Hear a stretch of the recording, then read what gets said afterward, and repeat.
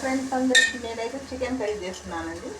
నిన్న ఆదివారం కదా కొంచెం చేసా, ఇంకొంచెం అలాగే పెట్టేసా.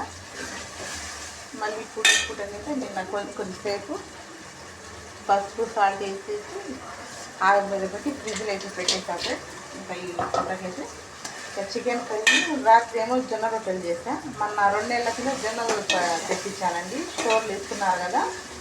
అదేమో ఇంకా అలాగే పట్టిద్దాంలే అని నిన్న ముడిపడింది అన్నమాట. నిన్నైతే పట్టించా 2 కేజీ జొన్నలు. ఇంకా ఆ జొన్న పిండితోనే రాత్రి చికెన్ షేర్వ జొన్న రొట్టెలు అయితే తినేశారు. ఇంకా మిగిలి ఇంకా 2-3 ఉన్నాయి రొట్టెలు కూడా. ఇంకా అయ్యాన్ని వేస్ట్ చేయకమని ఇంకా మిగిలిన చికెన్ కూడా వండేస్తున్నా ఫ్రెండ్స్.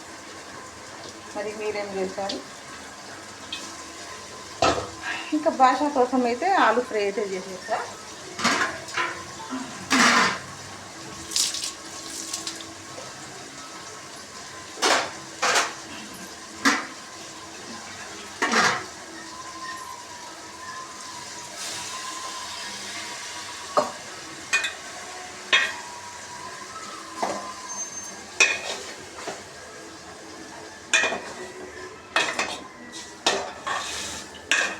అవును, నిన్న చెప్పా కదా చింతపండు వ్యాపారం చేస్తున్నానని.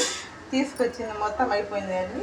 ఇంకా జనం కూడా వచ్చి అడిగి వెళ్తున్నారు. ఇంకా ఆఫర్ కూడా చెప్పారన్నమాట. ఇంకా పెద్ద బాబుకి ఫోన్ చేస్తే సరే అమ్మ శుక్రవారము గురువారం వేసి పంపిస్తానని చెప్పానండి.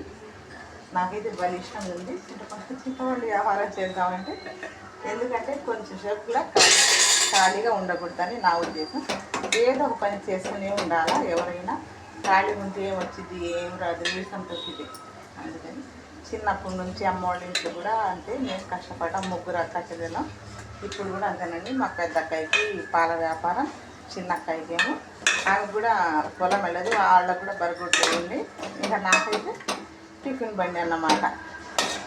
నేను టిఫిన్ బండి పెట్టక ముందు కూడా పేపర్ కవర్లు చేసేదాన్ని. అది ఒకసారి వీడియో కూడా పెట్టాను కదా, పేపర్ కవర్లు. ఆ తర్వాత చిన్నగా ఒక 800 పెట్టి గ్రైండర్ తీసుకున్నా. పిండ్లు పచ్చళ్ళు పట్టా. దాని మీద చాలా డబ్బులతో సంపాదించా ఫ్రెండ్స్. చాలా వచ్చింది. పాతవి తీసుకున్నా. నా గ్రైండర్లు పిండి వేయడం అంటే ఆ రోజుల్లో బాగా ఇష్టం ఉండేది. నాకు ఇష్టానికి తగ్గట్టుగానే పాత గ్రైండర్లు చేస్తే తీసుకొచ్చి రిపేర్ చేయించి చాలా ఇంకా ఇప్పుడు కూడా అదే గ్రైండర్ నేను వాడేది. అదన్నమాట ఫ్రెండ్స్.